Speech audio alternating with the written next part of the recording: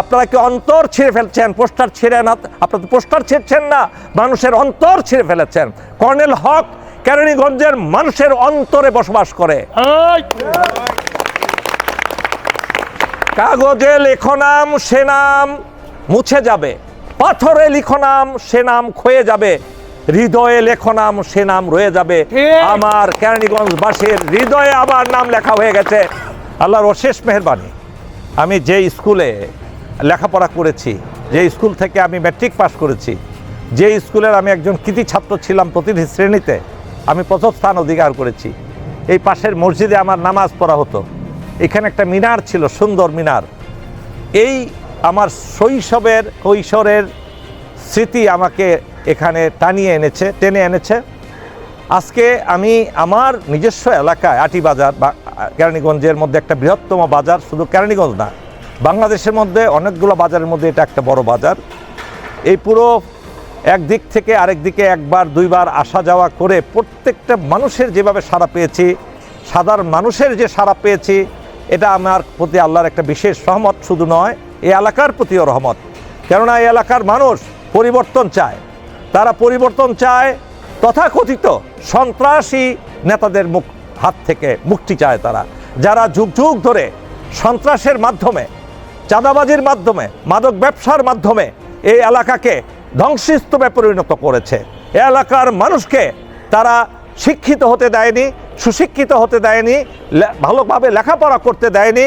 তাদেরকে শুধু সেই জমিদারি প্রথার মতো প্রজা হিসেবে তাদেরকে ট্রিট করা হয়েছে। এটা থেকে এই কেরানীগঞ্জের লোক মুক্তি চায়। সারা বাংলাদেশ ফ্যাসিবাদ মুক্ত হয়েছে, কিন্তু কেরানীগঞ্জে লক্ষ্য করবেন কারো পোস্টার টানাতে দেয় না, টানানোর সাথে সাথে তা ছিঁড়ে ফেলা হয়। আমি তাদেরকে জিজ্ঞেস করছি, আপনারা কি অন্তর থেকে মানুষের অন্তর থেকে নাম মুছে দিতে পারবেন আমার? আপনারা পোস্টার ছিঁড়ছেন, আপনাদের মনে হয় বাপদাদার জমিদারি। এই জমিদারি প্রথা থেকে এই দেশবাসী, এই কেরানীগঞ্জবাসী বের হয়ে আসছে। হাসিনার মতো স্বৈরাচারকে তারা এ দেশ থেকে তাড়িয়ে দিয়েছে, পালিয়ে বেরিয়েছে। আপনারা তো এখনও সেই মুখ দেখেননি জনগণের। যখন জনগণ জেগে উঠবে, আপনাদের যে সন্ত্রাসী কার্যক্রম প্রতিটি এলাকায় চলছে, এখনও চাঁদাবাজি করছেন, এখনও নিজেদের পোস্টার দিয়ে এলাকা ছেয়ে ফেলেছেন, ব্যানার দিয়ে ছেয়ে ফেলেছেন, অন্যদেরটা টানাতে দিচ্ছেন না। কি করতে পারবেন এই পোস্টার ছিঁড়ে? আপনারা কি অন্তর ছিঁড়ে ফেলছেন? পোস্টার ছিঁড়ে না, আপনারা তো পোস্টার ছিঁড়ছেন না, মানুষের অন্তর ছিঁড়ে ফেলেছেন। কর্নেল হক কেরানীগঞ্জের মানুষের অন্তরে বসবাস করে। কাগজে লেখো নাম, সে নাম মুছে যাবে, পাথরে লিখো নাম, সে নাম ক্ষয়ে যাবে, হৃদয়ে লেখো নাম, সে নাম রয়ে যাবে। আমার কেরানীগঞ্জবাসীর হৃদয়ে আবার নাম লেখা হয়ে গেছে। সুতরাং যারা অবৈধ টাকার মালিক, যারা সন্ত্রাসী করে হাজার কোটি টাকা কামিয়েছেন, তাদেরকে উদ্দেশ্য করে বলছি, আপনারা থেমে যান।